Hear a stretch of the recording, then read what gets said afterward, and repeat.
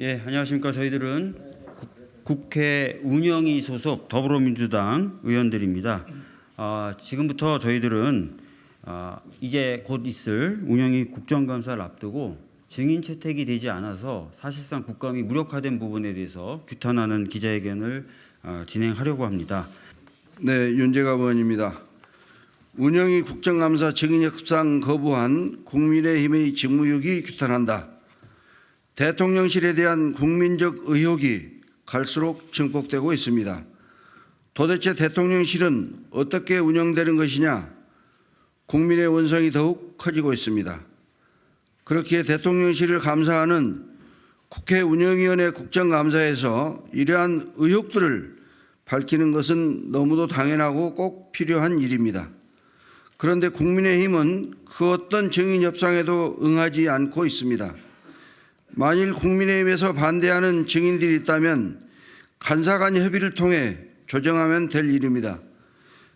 그러나 국민의힘 이양수 운영위원회 간사는 수차례 협상 시도를 무대응으로 일관하며 대화조차 거부했습니다.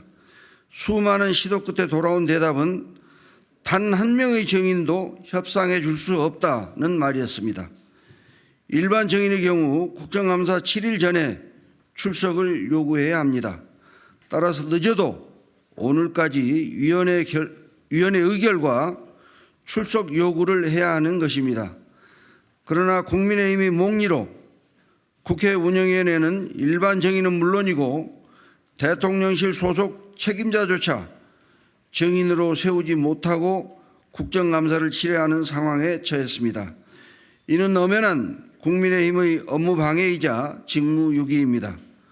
대통령실에 대한 국민적 의혹을 해소하는 것은 국회의 책무입니다.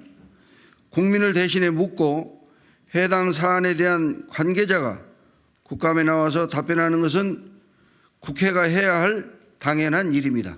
자녀 학폭과 외압 및 은폐 의혹의 김승희 전 의전 비서관, 대통령실 인사 참사에 책임이 있는 이원모 비서관과 이시원 공직기강 비서관,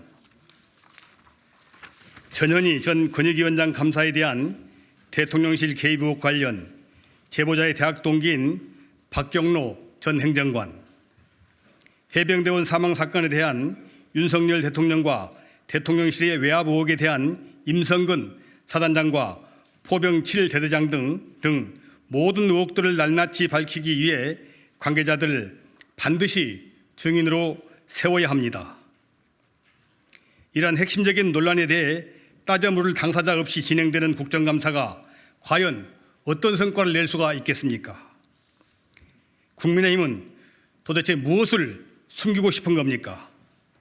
국정감사에 해당 증인들이 출석하게 되면 윤석열 정부의 이보뱅이들이 드러날까 두려운 겁니까? 국민의힘이 지금 보여주는 태도는 국민의 대리인으로서 행정부를 감사하겠다는 것이 아니라 국민은 무시하고 오로지 대통령과 영부인을 지키겠다는 태도로밖에 보이지 않습니다. 그것이 아니라면 당장 증인 협상에 협조하십시오. 국민의힘은 대통령실의 수하가 아니라 국민을 대표하는 국회의 구성원으로 책임감 있는 모습을 보여주시기를 촉구합니다.